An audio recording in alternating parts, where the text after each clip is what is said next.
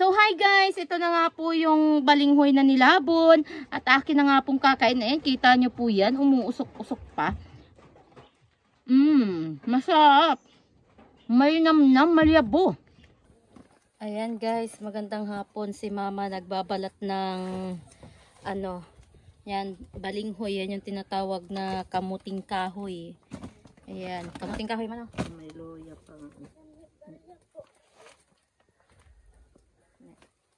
Ayan, diyan ay gagawin dyan ni mama ay lalabunin niya at yan ang aming pinakang meriendahan. Ayan, sa pagbabalat ng balinghoy kailangan tinatanggal yung ganun ay. Ayan niya, panoodin niyo. So kailangan ganyan ang gagawin. Ayan, tatanggalin yung matigas na parte. Tapos ayan, tatanggalin yung kulay puti na nakabalot na may brown. So ayan gagawin. Tapos hintayin natin mamaya pag si mama ay tawag nito, sasaplang na. Ayan nga pala guys yung aming tinitirhang bahay. Ayan, bahay kubo. Tapos sa taas tinutubuan na po ng dahon. Ayan. Ayan po yung bahay kubo namin. Nagawa lamang sa buli ang bubong. At yung dingding po ay gawa lang din po sa buli. Ayan po siya. Ayan, napakakalat po niyan. Pagpasensya niyo na. At yung sahig po namin ay gawa lang sa kawayan. At ito po ang aming kusina. Ito po yung banderahan. Ito po yung lagay ng mga pinggan at ng mga kung ano-ano pang aming gamit pang kusina. Tapos ito na nga ni po yung balinghoy or yung kamuting kahoy kung tawagin na niluto ni mama. Ayan, nilabon niya. Nilabunan at ayan, kumukulo na nga ni po.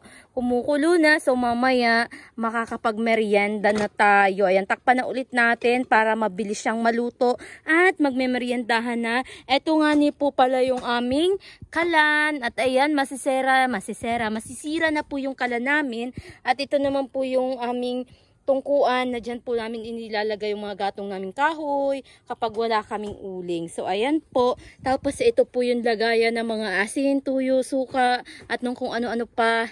Tapos ayan po yung bubong ng aming kusina. Ayan, kulay itim na gawa po yan ng usok nitong ating tungkuan. So abangan nyo mamaya ang ating meriendahan. At ayan yan po si mama habang nagpapakulo ng kanyang nilabunang balinghoy ay nagtatadtad po siya nitong bunot na pangdupong ng apoy o yung pambuhay po ng apoy. Ma, tawa ka muna dyan.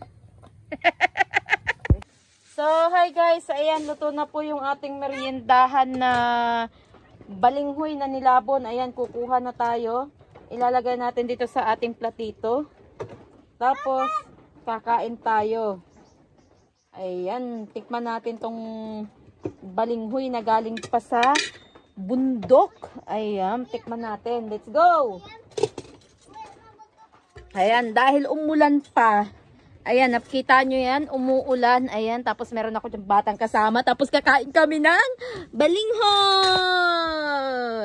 Ayan. So hi guys, ito na nga po yung balinghoy na nilabon. At akin na nga pong kakain. Ayan, kita nyo po yan, umuusok-usok pa. Masarap. May namnam, maliyabo. Sobrang yabo.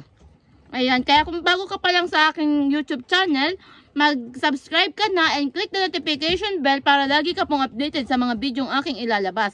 Ayan po, kain po tayo nitong balinghoy. Ayan, nilabong balinghoy na meriendala natin yan.